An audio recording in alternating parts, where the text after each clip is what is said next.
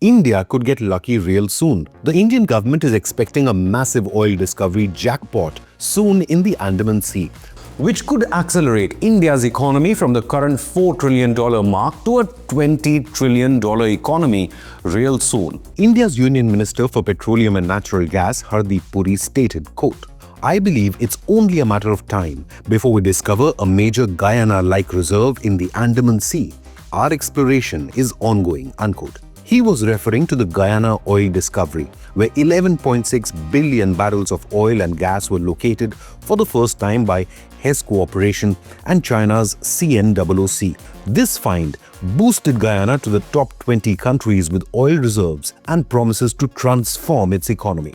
Puri claims India may find one or multiple similar Guyana-size oil reserves worth 11 billion barrels of crude under the new explorations being carried out in the Andaman Sea. Several drilling explorations are underway after the government made 1 million square kilometers of sedimentary basin available for exploration, which had been a no-go in the past. That's the size of Egypt. It's a huge unexplored area which could hold this crude oil jackpot for Bharat. Currently, India imports 85% of its crude needs, but global geopolitical upheavals and unrest in Middle East supply chains could make the nation vulnerable for energy imports. Now a new push is being given by making more basins available to make India more energy independent while also boosting the economy.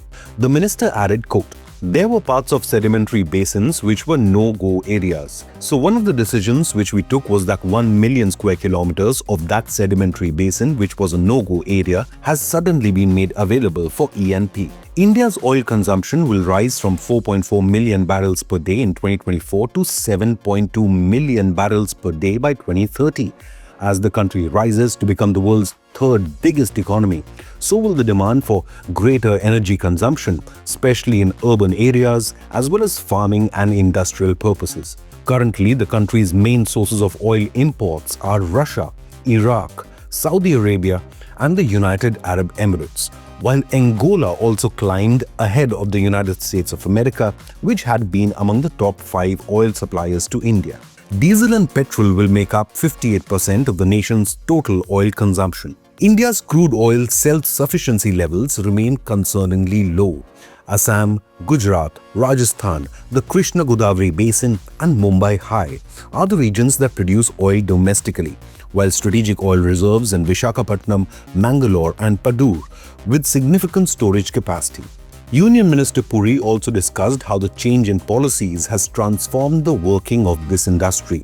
He said before 2016, nothing concrete had happened, but after the changing in policies, the arrangement moved from product sharing to revenue sharing. He added that under open acreage licensing policy, India has opened vast sedimentary basins of 1 million square kilometers out of the 3.5 million square kilometers untapped basins available in India. But is the government also taking steps to reduce crude oil imports?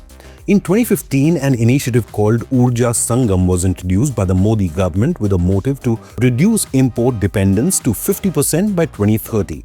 It was then the country's biggest hydrocarbon summit, where stakeholders were urged to act towards this motive.